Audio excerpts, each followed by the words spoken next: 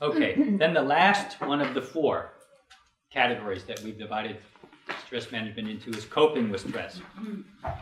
So it's one thing to be at home doing your home practice, doing some deep breathing and feeling all calm and centered. It's another thing to be right in the middle of life, right? In a traffic jam, right? On your way to an important meeting. Right? I remember once on my way to a wedding, and I was the officiant at the wedding. We got into a terrible traffic jam, and I'm dressed in these thin robes, and it's winter, and it's freezing outside, and I wasn't sure if I should get out and try to walk, and we kept thinking the traffic would let up, and we would get there, and I was like an emotional mess, thinking, oh no, I'm here I am, I'm supposed to be the officiant, right? I should be there, I should be organized, I should be all like holy. And before I was a Swami, I could just be intelligent and look good. Now I had to be holy.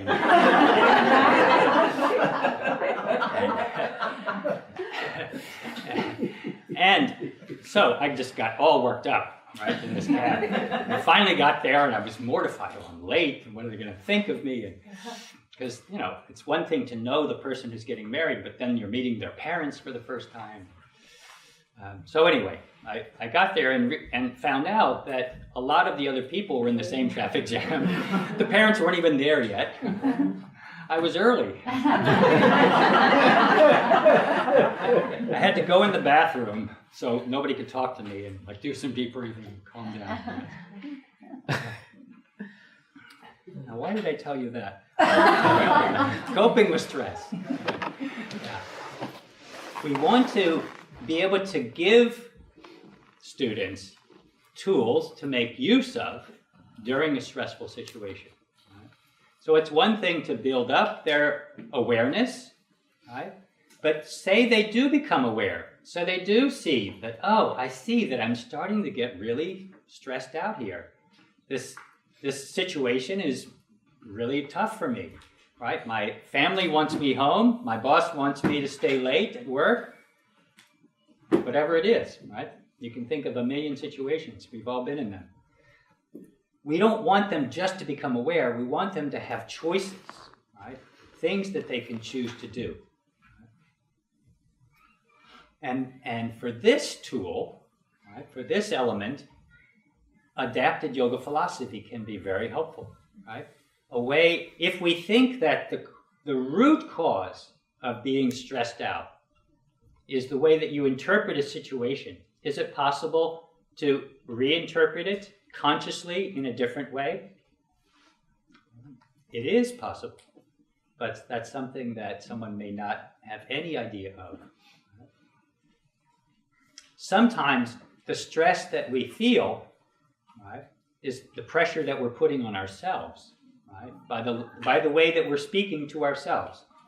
Do you know what I mean? Negative self-talk, where I'm judging myself, I'm imagining myself to be lesser than I should be. I'm imagining myself to look bad in other people's eyes, like the way I was on the way to the wedding.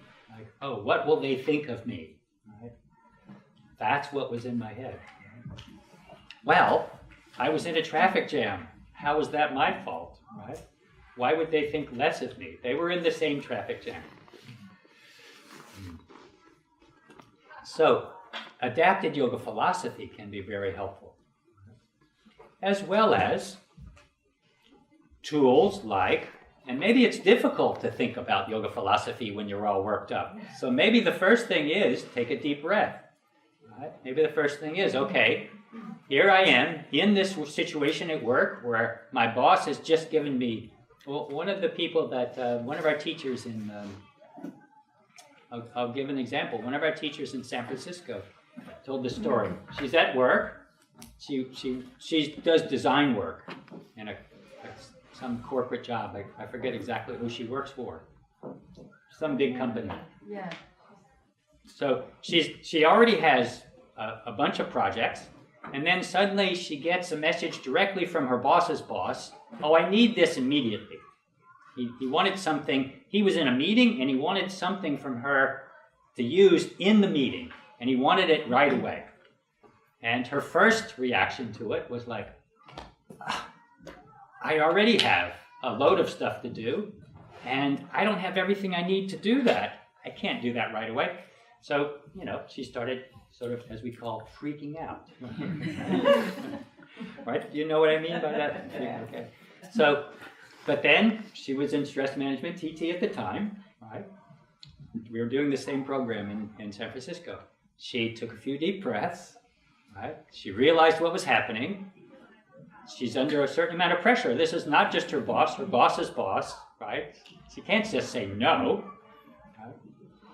So she tried to calm down. Said, all right, let me stay calm and think about what the next step is. And anyway, just by seeing the situation for what was happening, seeing how she was reacting inside, calming herself down, she figured out the next steps. In about 20 minutes, she was able to get him what he needed and go back to her regular work. And she did a really good job because she thought carefully about how to do it quickly and efficiently and do it well. And she got praise instead of... And she saw, it wasn't so terrible. Her first reaction was like, this could take hours. I don't have everything I need. But she realized she needed to go to other people and get things from other people. Anyway, a success story, I think. She still got stressed out to start with, but she caught herself. She used her skills, her tools to calm herself down. She reminded herself that she'd be okay, right, in the end, and then went from there and had a successful experience. So coping with stress is something that we can help someone learn by the way that we teach them, by the practice sessions that we do with them. I think I mentioned it once before. We can teach people a few simple things they can do to interrupt this movement towards being more and more stressed, right? Like deep breathing and stretching. We can also talk about and have discussion about what is it and how does it happen and how can we make use of yoga philosophy, right, to reinterpret the situations that we're in and encounter them in more mindful ways. And that's something that we'll talk about in much more detail. Group discussion can be very useful here, giving people an opportunity to talk with each other, to reflect. And we'll talk about the benefit of group discussion. It helps someone self-reflect on how things happen for them. Hearing other people gives perspective to their own experience.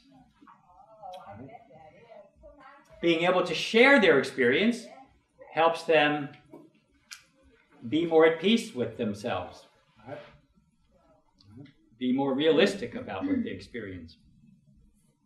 So there's a number of benefits that can happen through some group discussion, through talking about this, as well as learning tools to make use of.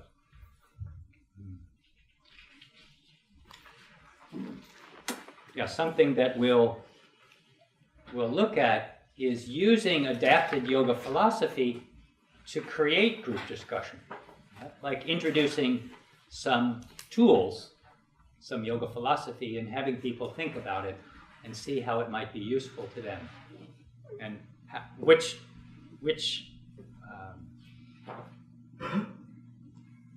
principles they find useful. And we'll be looking at each of those yoga philosophy individually: Raja Yoga, Bhakti Yoga, Jnana Yoga, Karma Yoga.